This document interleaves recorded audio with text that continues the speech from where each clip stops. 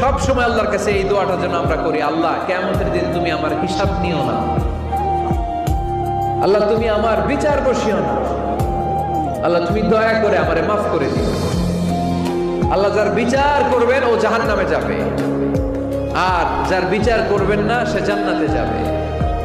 আল্লাহ যদি বিচার করে আর পাই টু পাই হিসাব নেয়, নামাজ পড়লি না কেন, রোজা রাখলি না কেন, মিথ্যা বললি কেন, খাদ্যে ভেজাল দিলি কেন,